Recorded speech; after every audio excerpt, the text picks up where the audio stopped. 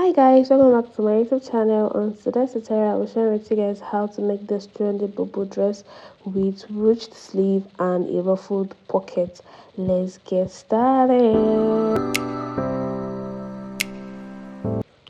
So here is the fabric I'm working with. This is a 3-yard cotton Ankara material. Okay, I also make use of my organza. I used half yard for this. Now I've gone ahead to fold my fabric into 4. Okay, so I'll be cutting the front and the back together. Now the wideness or the width of the fabric you're folding is determined by the length of your sleeve. Okay, if you want your sleeve to be longer or shorter, you have to divide your shoulder, then add how many you want to, so that's how you determine it. Okay, not your bust or your hip measurement this time around. It is by the sleeve length.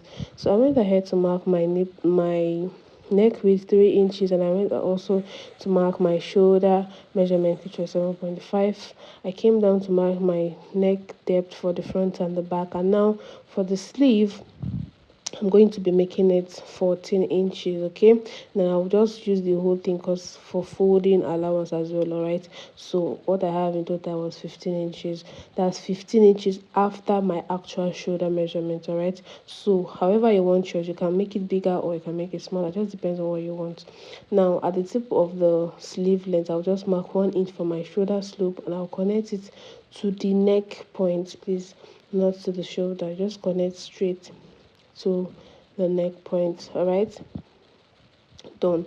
So after doing that, I'm just showing you guys, okay, this is our front, our back neckline. I didn't mark that yet, but I will go ahead and mark it later. Now for the sleeve opening, you can decide to use as much as you want, but for the sake of this tutorial, I'll be making use of 10 inches from the shoulder slope. Okay, now after marking that 10 inches around that area, around that 10 inches, I'm going to impute my bust measurement. All right, my bust circumference divided by 4 plus 3 inches. Now you can start to add 3 or 4 inches, depends on what you want, how free you want it. Okay, for me, I added 3 inches, and I also added additional half inch, so in total I added 3.5. Yes, so in total I added 3.5 inches.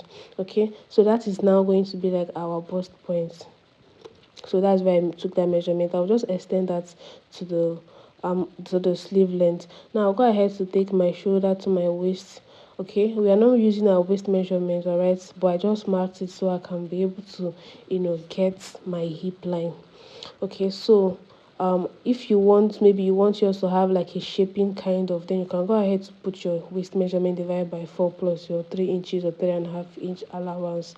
Okay, that's seam allowance and ease allowance.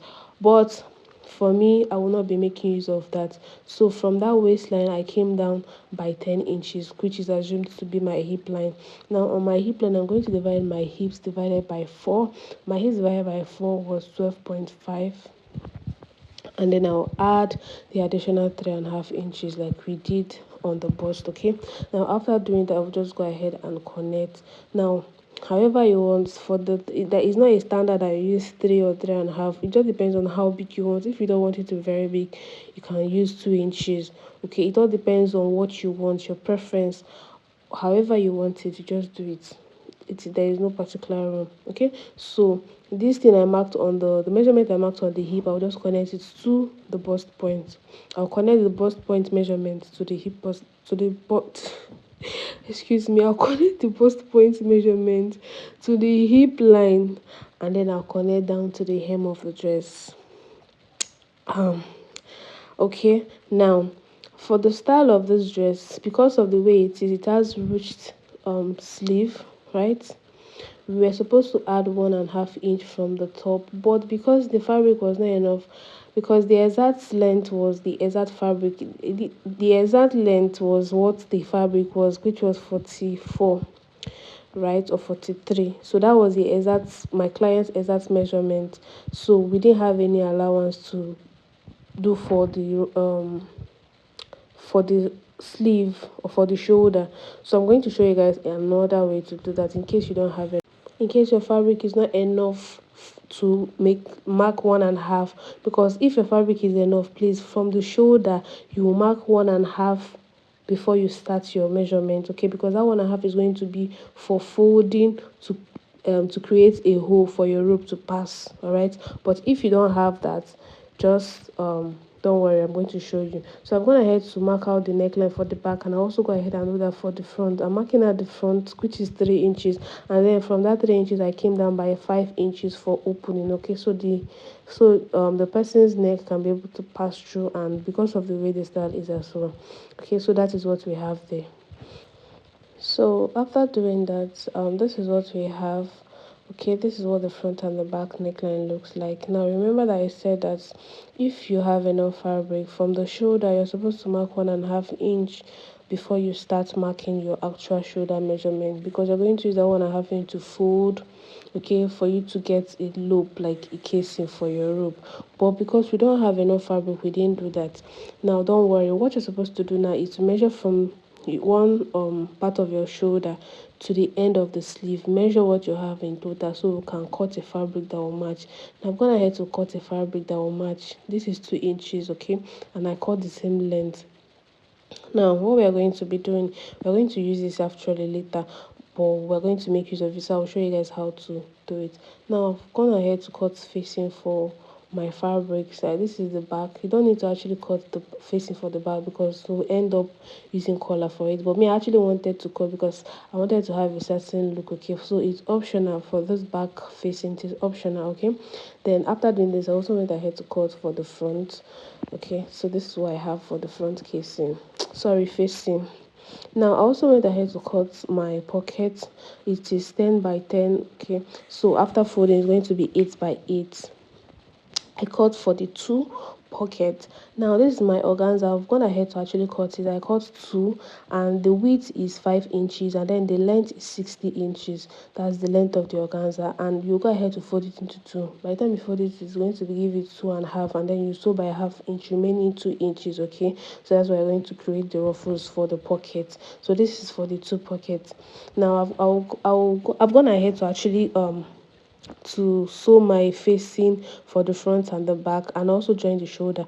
Now for the front facing, you can see that I closed the opening, but I didn't close up the actual neckline. Okay, then for the back, I also closed the back neck. This is optional. If you want to do this, you can go ahead to do it, but it's not a big deal. Now after doing that, I also went ahead to close my shoulder. Now we need to create that loop or the casing for our loop. Okay, now I've gone ahead to spread my shoulder open like this. We're going to go ahead to iron it so it stays flat. After ironing it, you're going to bring that material, the strap that will cut, which was 2 inches, because you're going to use it to create that loop or the turning that we didn't have earlier. Now because we need to actually add our collar to the neckline, you don't want to put that in directly on the neckline. So from the neckline, you're going to, or the neck width, you're going to just come in by like 1 inch, and then get your fabric and fold in some part of it inside, and then place it on top of the this is the top of the shoulder, on top of that's the shoulder, yes, and then you're going to pin it to be straight. Okay, now after pinning it, you're going to turn to the right side, so you're going to be sewing on the right side. Why we are sewing on the right side, so that you make sure you're stitching directly on the shoulder line, and your stitch or your thread is not showing, or is not going another place. So you're going to stitch directly on the shoulder line, so your stitch seams is going to be, your seam is going to seem invisible, or it's going to look invisible. I've gone ahead to stitch mine, and this is what it looks like. Okay, now the next thing we need to do is just to fold in.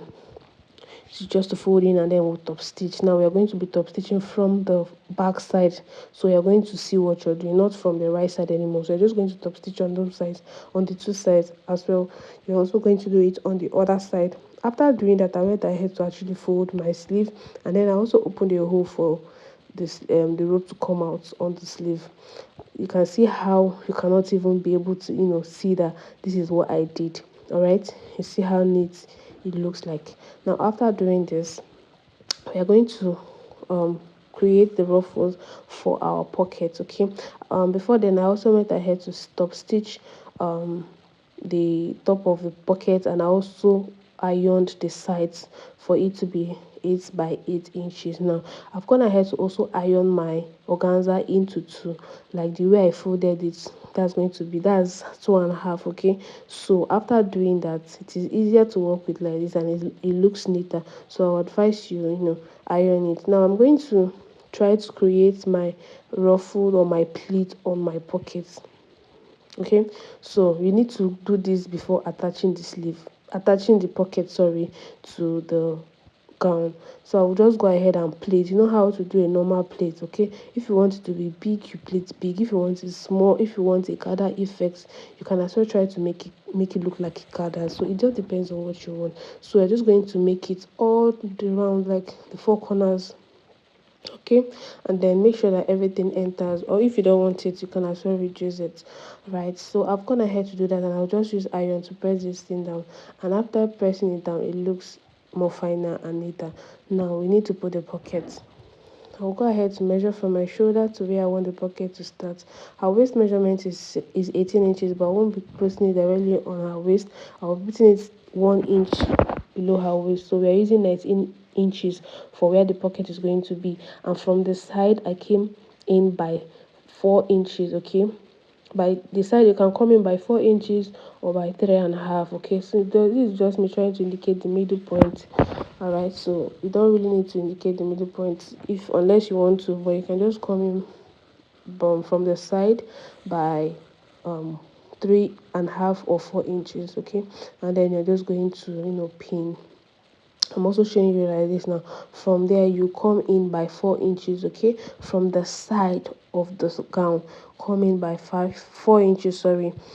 Or if you want your pocket to be very close to each other, you can also come in by 5 inches, but it just depends on what you want. But for this, we are working with 4 inches. Now when you mark that, you're just going to place your pocket there, making sure it is straight.